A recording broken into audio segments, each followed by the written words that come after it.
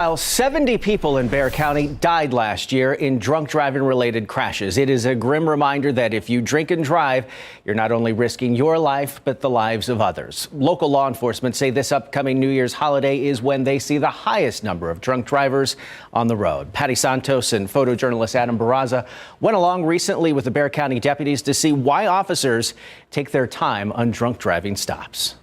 Just be careful tonight. It's supposed to be wet. We don't want to get any chases in the rain. Bexar County deputies are hitting the streets in search of drunk drivers. Be safe and good hunting. All right, we'll see you. We would ride with Deputy Jimmy Bustamante. He's one of 7 on the DWI unit.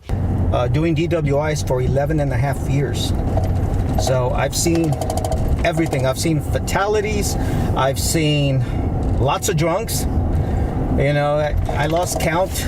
I lost count once I hit over 1,000 DWIs.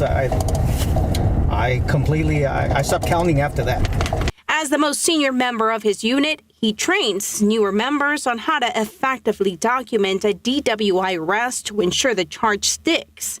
This driver is suspected of being under the influence of cocaine. They'll be taking their blood pressure, their temperature, different.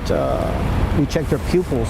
Bustamante says one arrest could take up to 3 hours once all tests and evaluations are done. You don't want to jump into conclusions and think, if you find somebody with drugs, for example, just drugs itself, and you don't do the test, you want to make sure you dot your I's and cross your T's. Okay, we got to make sure, based on what the officer was telling me, briefly, it was not the whole thing, but he seemed confused. He was driving not like a normal person.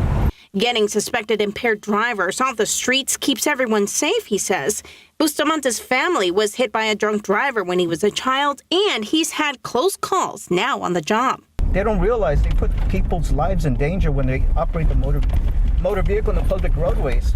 In November alone, the Bexar County District Attorney's Office accepted nearly 600 DWI-related cases from all law enforcement agencies in the county.